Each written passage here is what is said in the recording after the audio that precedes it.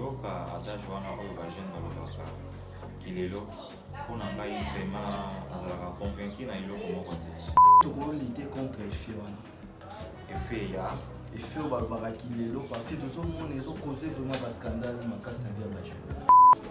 supposons par exemple aujourd'hui bandeki komona mpasi nzambe asali yo bolamu olongwe moto ya mpasi okomi moto ya esengo et malgré esengo déjà existaka nango mais mpa na yo na passé ozalaki moto ya esengo te ezalaki moto ya mpasi na likaya ezopesa bokono na santé ya bato donc oza déjà conscient ke no ntina omela boye opesa ngai maladi alors soki ondimi komela yango seke yo moko ondimi ke mabelo besala nini ekomela yo bon soit na kokola ndenge ezalaka bacamarade baambiance donc bafitité nayebi te eza mpe datanke ma. Ok, merci otuninga vraiment motuna moko malamu et naza jeune na l'équipe na moi ba commune ebele.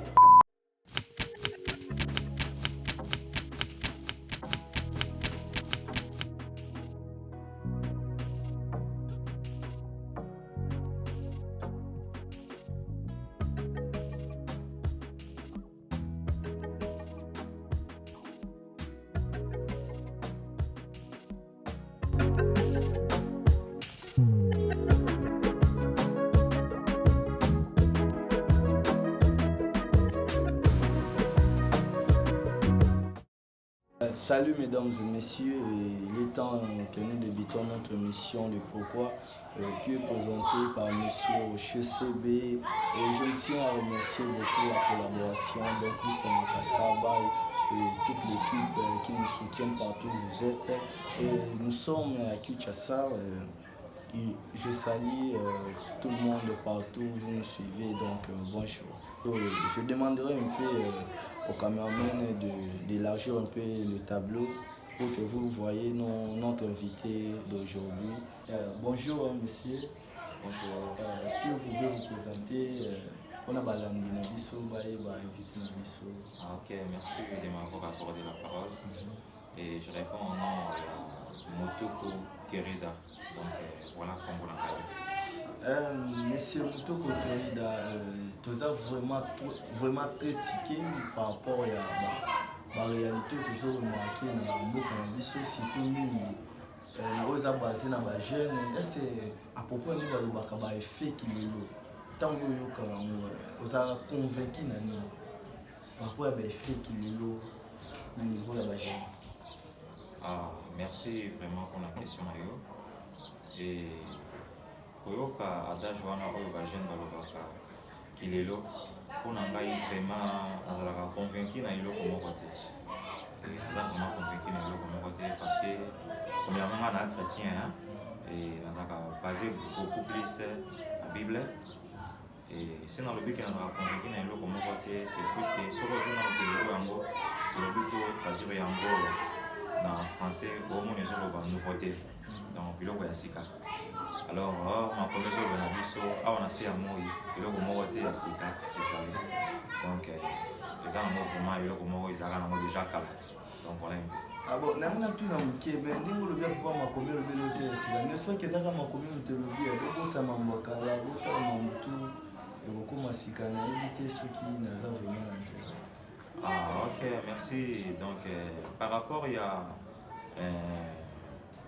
phrase wana oyo lobi donc bobo sana makambo ya kala botala makambo ya sika donc eza vraiment dans le sens te que non makambo moko boye ezalaki ya kala makambo mosusu eye ya sika non eza na sens que supposons par exemple aujourd'hui obandeki komona mpasi nzambe asali yo bolamu olongwe moto ya mpasi okomi moto ya esengo et malgré esengo déjà existaka nango mais mpa na yo na passé ozalaki moto ya esengo te ezalaki moto ya mpasi alors lokola mpasi wana esili okomi sikoyo moto ya esengo na moment wana esengo nde ekomi lokola partage na yo ya sika alors mpasi oyo bandaki komona ekomi lokola passé makambo ya kala donc na sens wana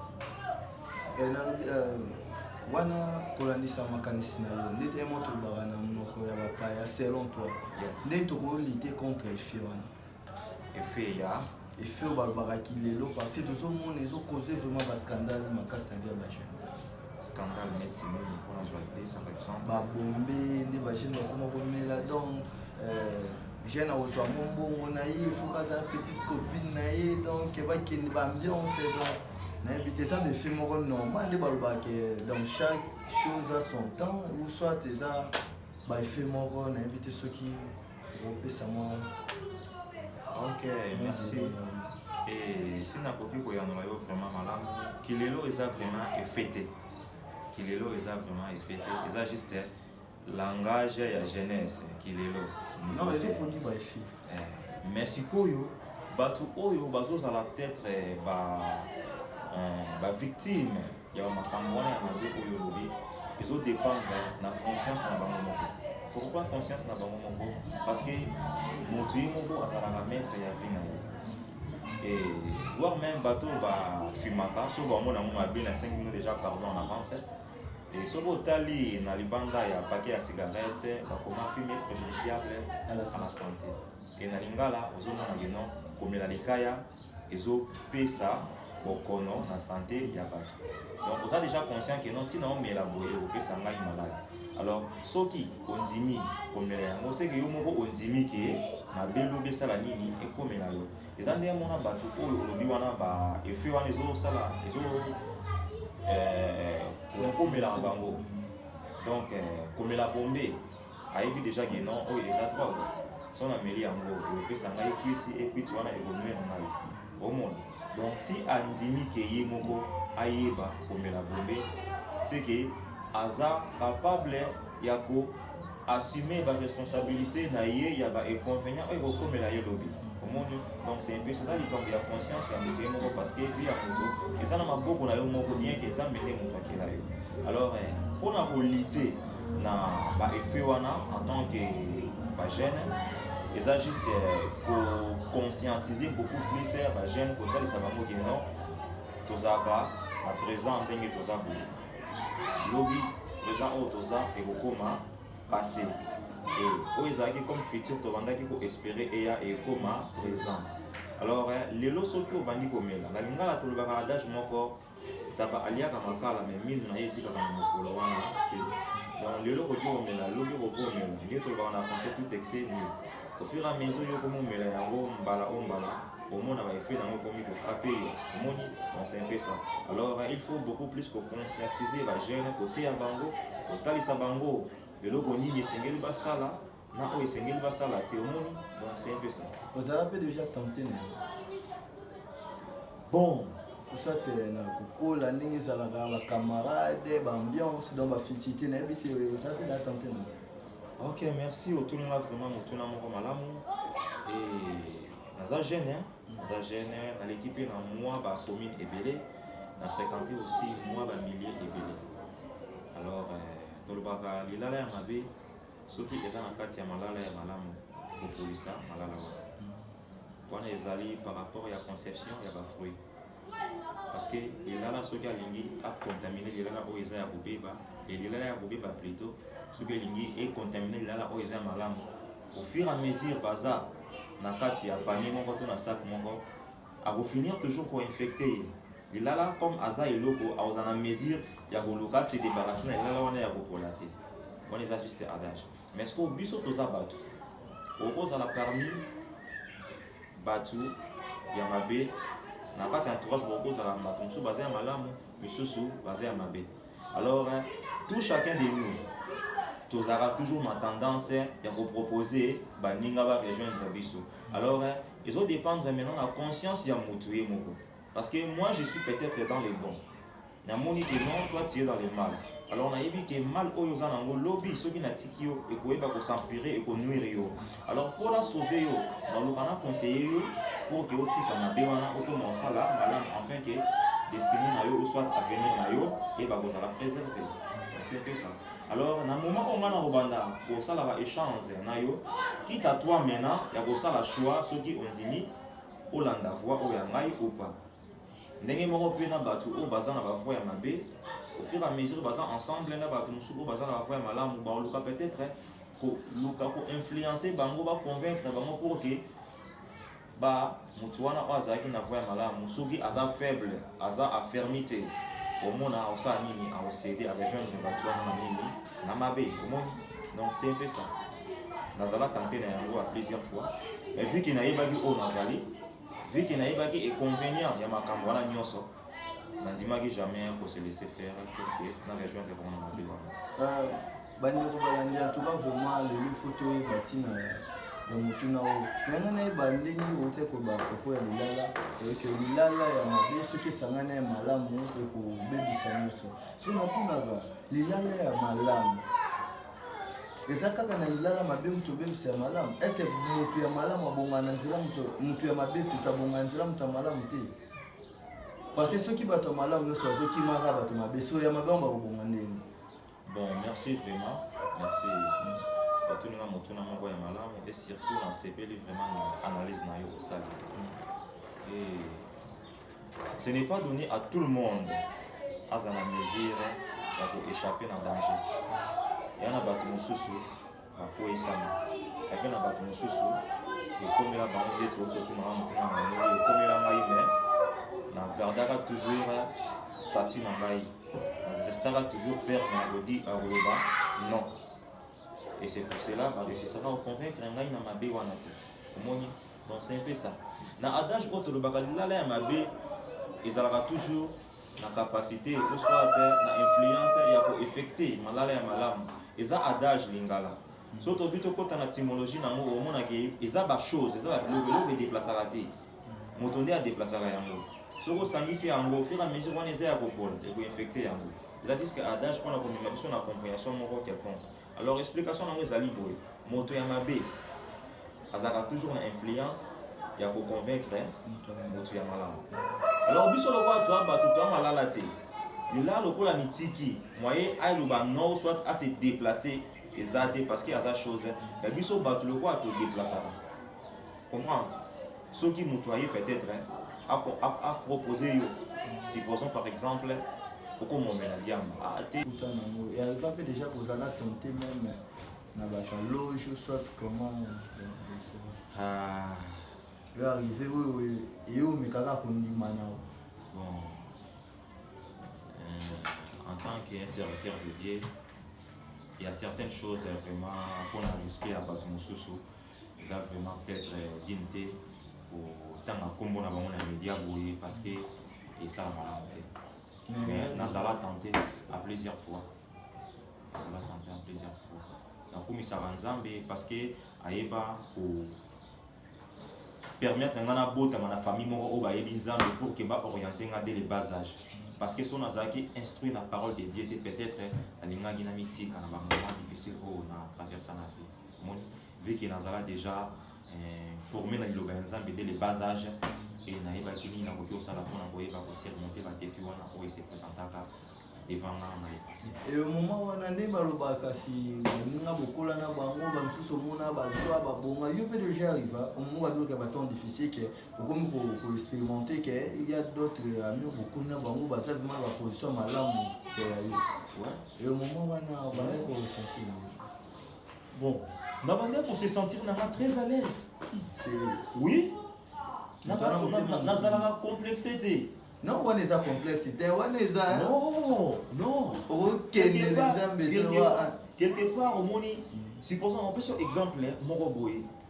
Tout ça, puis union sur tout ça, ami. Tout ici, classe na bleu blanc, tout bandit université.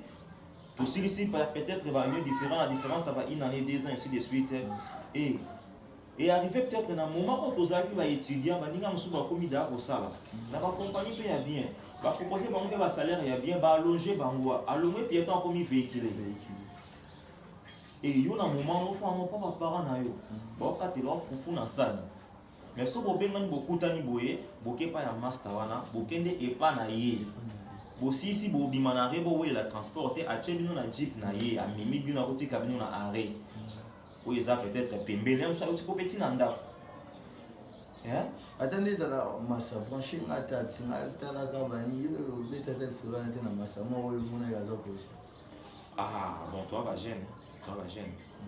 Tout le banzam est à Pambola, oui. Bien sûr, qu'un zambé à Pambola, mais zamba Pambola à travers notre. Par rapport à la difficulté que tu as dans la vie, leçon ni non vraiment za clé au vie na yo que pécio.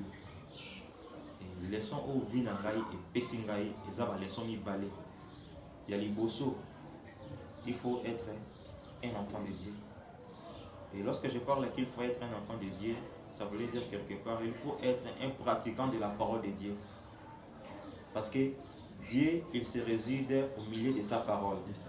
Et c'est pour cela même, il nous a dit dans le livre de Deutéronome chapitre 28, le verset 1er. Si tu écoutes ma parole et tu les mets en pratique, moi l'Éternel, votre Dieu, je vous donnerai la supériorité au-dessus de toutes les nations de la terre. Donc ceux qui auto saliloba na ngai pe okotia yango na misala ngai oyo nzambe na opesa yo supériorité likolo ya bamboka nyonso.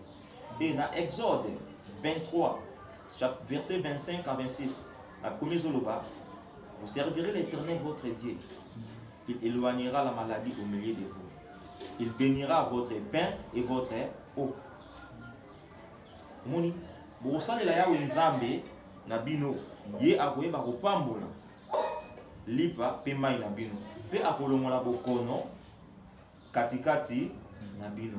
Donc avant nzambe apambola lipa pe mai na yo misano ya maboko, avant nzambe alongola malade bokono na kati ya famille na yo, bokono wana na yebi te so eza nini cause ya pauvreté et cause ya défi ya malade. Donc avant nzambe ayeba kolongola yango, il faut d'abord yo obanda ko servir ye. Peut-être intérieurement on peut se poser la question, mais pour servir nzamba ngo comment? Servir Dieu, c'est être un chrétien pratiquant. Liloba obote ya yo oyoka kosuka kaka, liloba obote ya yo ozoyoka kosuka kaka na koyoka te, mais joie yango pratiquer yango tia yango na misala, car à travers pour pratiquer le loba nzambe nzambe na koyeba kosala nini pambola wana eza principe na ngai ya liboso. Naïba toujours kozala un pratiquant. Les enveloppes nous sont naïbi peut-être enzimate, mais ils en ont vrai. Je suis un homme de principe. Bien qu'ils soient difficile, mais c'est possible. Donc, en principe, il faut pratiquer la parole de Dieu. Et il y a mis balai. Et il y a mis balai et sa patience. Il y a mis balai et sa patience. Il faut avoir la patience. Si Joseph Azaki patienté, les Alinga Matanatron na Égypte, Joseph, oui, histoire de Joseph on a c'est clair parce que dans 4 na yango ils sont vaste, ils sont vaste. Plus que même. Plus que même. Là c'est ta foi. Oh. Mais la foi vient de ce qu'on attend. Et ce qu'on attend, c'est la parole de Dieu. Alors ma vie est basée dans la parole de Dieu. Imaginez-vous un peu. Hein? La foi vient de ce qu'on attend. Ce qu'on attend, c'est la parole de Dieu. Alors moi maintenant, mon tour c'est ma vie est basée dans la parole de Dieu. Imaginez-vous, dans le niveau où on a expérimenté par vouloir mon ensemble de la vie. Merci beaucoup, M. Félix. Ceux qui ont qui na case du départ. Et nakoki koyeba mon cœur natina yotali expérience na yo ceux qui eza na ba jeune au lieu ba robeta tout que yo changer vie na bango na ba conseil par rapport à merci. Eza na ba jeune au lieu que le ba réussir c'est ça yo que peut ça bon baza moi épelé bamisu baza na procédure même ya parcours na bango ti lelo bamisusu pe na moment oyo tosoloba baza koémerger non seulement na domaine kaka ya vie mais na badomaine mosusu pe. On se sentait déjà responsable de nous. Qui m'a responsabilité moi été naza ko assumer moi mon qualité ya ba jeune moi quoi. Oui. À plusieurs fois, même si Nathan Boulagandé Tozago, on peut sentir yango. Ils ont conscience, mon côté en anglais, mindset. Donc conscience pire. Oui. C'est ce que la Bible dit dans Osée 4 et 6. Oui. Mon peuple périt par manque de la connaissance. Donc lorsque vous avez un manque de la connaissance, espace wana o connaissance elingaki efanda etikala vaste. Alors espace vaste wana est demeuré vaste éternellement. Il y aura maintenant l'ignorance et il y a siégé. Alors imaginez-vous ignorance efandi na kati ya moto. Et boti mais c'est ça. Moto wana okoma ko se comporter comment? Oro bandoye bise o eza chiffre 9 mais il y a fandi a télé moto na se makolo kolo a tchapé temba lo ba eza 6 eza 9 te. Pourquoi? Parce que il est ignorant. Alors lorsque connaissance est fandi kati ya moto, connaissance wana nde repousser moto à agir malamu pour que agissement na ye et memela ye distinction. C'est ce que Joseph avait fait. Avec que l'esprit d'Éternel habite en lui. Alors cet esprit de l'Éternel qui habitait en lui, c'est un esprit de supériorité. Alors comme les supérieurs, les créateurs de toutes choses habitent en lui, c'est que biloko omo keli akela et ça peut partage na ye. Alors il faut maintenir bonne relation na ye na mokeli pour que lobi aille ba posséder biloko wana. Alors il faut au sala qui abeba na mokeli pour que va se séparer ba kabwana ezakaka lisumu. Donc les amis connaissance mobimba oh Joseph azaki na mona kati na ye. La raison pour laquelle le moni a boyaki même kosumu kana mwasi ya Potiphar. Mais par contre les gens là-bas jeune garçon est belé. Au lieu mwasi ya Potiphar aya oluka ye mais yemo ko mo oluka mwasi ya Potiphar. La femme dit Potiphar, tu es où je te cherche, manifeste-toi. Imaginez-vous un peu. Parce que bah, ça m'a manqué de patience, ma ligne de patience, et ma ligne de la m'écoute. Et na obi na bobebi ya jeunesse na biso et ceux qui ezaka kokoba. Ezali na tina ya libota politique na biso nezotambola to ba église. Mais bang base ya kobeba et où tu appelles ba beba ça. Bon, tout épargné dans l'église. Hein? Ah, quoi? Merci. On va répondre aux questions. Beaucoup plus, bien sûr, tout épargné dans l'église, mais beaucoup plus, c'est tout à la gouvernement dans ma famille. Hein? L'institution, on a mis les lots, tu as vu que mes parents ont été belés, ils ont mal payé. On a tout le tout ça sincère. Mes parents sont mal payés. Alors, supposons par exemple, papa n'a pas la mais il ne mettait pas indien. À ça, on a vu le magasin libanais. Parfois, tu as peut-être $120, $150. $150 de les ans à combien de francs congolais? Maintenant, on a vu sur autre commune dans la langue. Alors, il faut t'en courant, il y a l'État. Maï. Alors, tu as combien? Alors, tu as provision en dag, on a combien? Alors, il faut là-bas dans la classe nanine. Au moins, les parents ont la volonté d'assumer la responsabilité à foyer. Mais ils ont l'impossibilité, ils ont mal payé. Ils ont un salaire médiocre. Et rendre les parents incapables. Pour les lots, supposons par exemple, moi, dans l'Igna Tengama, au Gangelier, au conseiller, au Zongissi Nanzela. Mais aussi longtemps, moi, on a allié à continuer aux Ananzala. Lobby au Bimalibanda. Les gens d'âge montent le Bakaliboumou Yanzala et Zala Matoïté. Donc, tant que vous avez autant de ça, et vie est aboué moi dans la gaille. Au salaboité, au salaboité. Quelque part, il y a aussi pour qui paye. Non pas à Golia, mais scientifiquement aussi, il faut attendre. Hein? Et puis, des trois, il faut que la question soit en Zambie. Parce que, peut-être, il y a manqué pour y aller. Tant qu'on est une église, il va bénéficier de l'église. Mais ce que les gens ont parents sous ils vont peut-être à l'église peut-être en janvier. Alors que l'église peut-être sous en décembre, en veille. Tant on a mis sorti à l'autre l'église. C'est que les parents, pardon, les parents ont une église. Bana oto mona basuka toujours bota plutôt basuka kaka na koyoka bisote. Mais ba imitaka aussi au biso ba parents bango ba mona to sala. Jusqu'au parents qui dans l'église, tu ne pries même pas. Tu penses que non moi na oyo ayo et ayo plutôt. Alors ça encourage à l'église. Na la qui c'est yango.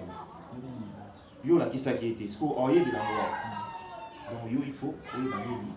Bon, nati metali ba effets sociaux, tokolobela kaka te ba bombe bani. Mambo pe ba augmentation ya dollar, aux effets sociaux. Donc tu remarqué même na Congo awa, tu remarqué même na Congo awa, donc dollar est commis na valeur pour le quand même na dollar des États-Unis.